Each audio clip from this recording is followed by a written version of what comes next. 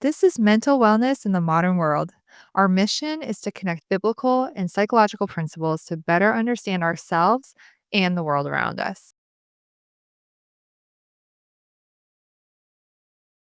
In a time when chaos is loud and pressure feels constant, peace isn't a luxury, it's a necessity. Mental wellness isn't just about surviving, it's about finding clarity, strength, and meaning in the everyday. This is where honest conversations happen, where healing meets truth, and where you're reminded that you're not alone. Hi, I'm Eleni. This is Benison Kingdom Network, and thanks for tuning in to Mental Wellness in the Modern World.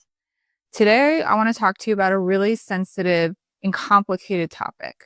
I want to talk to specifically parents and loved ones about what to do and how to respond if their child comes out as a member of the LGBTQ community. Now, this is obviously a really touchy subject because within the church, there is dramatic variation in terms of acceptance of different lifestyles, right? There are extremely conservative viewpoints that would indicate that absolutely no representation from the LGBTQ community is accepted in the eyes of God. And then there are other parts of the church that are completely accepting and completely open. And it's just, there's a dramatic range. I am not going to debate that with you today. That is beyond the scope of what I think where my expertise lies. It's also something that is deserving of far more attention than I can give you in 5 minutes.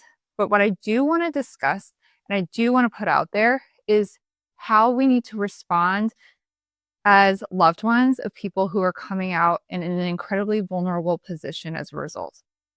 Now, regardless of whether or not you believe it's right or wrong, we have obligations as human beings to be loving, kind, and loving and kind, period, to those that we love, to those with whom God has placed us, to those God has given us care over. At the end of the day, we need to respond first in love and not in judgment. The chances are, if someone is coming out to you, if someone is telling you that they're homosexual, if someone's telling you that they feel that they're gender fluid or whatever it might be, they're probably not feeling all positive feelings. They're probably scared. They're probably unsure. They probably have fear that they're going to not be accepted, that they're going to be rejected, that their whole lives are going to fall apart. And the church has an obligation to meet everyone with love first and foremost. And for those in our family, it's even more important. The rate of suicide among teenagers in the LGBTQ community is far above the rest of the population. And mental wellness is a bigger hurdle for people who are in this community. It's just a documented fact. And as a result of that, I think it's our obligation to show way more love than we would ever think we need to. Now, that said, chances are if someone's coming out to you, you're going to have strong feelings about it. Positive, negative, confusion, denial, uncertainty. There's a myriad of reactions that you might have inside of yourself. And I want to say to you today, that's okay. It's okay for you to have your reaction, whatever that might be. And it might surprise you what your reaction is. You might also not be surprised at all. But at the end of the day, we have to check ourselves. We cannot put our reactions on the people we love when they're in a vulnerable position. Our job is to protect and to love. And after we have time to process, and we need a lot of time to process when we're in these situations, we cannot rush the processing that you have when you have something really serious and surprising come at you, right?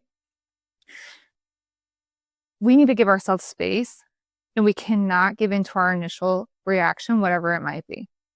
We need to have time to process, and we need to be gracious both with ourselves and the people around us. There's no rush to anything, really, when this process begins, if this happens, what I want to tell you is that you're not the first person at all to be in this position. It's okay not to have all the correct answers. It's okay not to know what to think or feel. It's okay to have all of your thoughts and feelings. But the most important thing is to allow yourself to have them, not project them onto the other person, and start the conversation that you need to have, whatever that might be, from a place of love. That is what I think a psychologist would tell you, and that's also what I think Jesus would tell you. I'm Eleni. This is Benison Kingdom Network. Thanks for tuning in to Mental Wellness in the Modern World.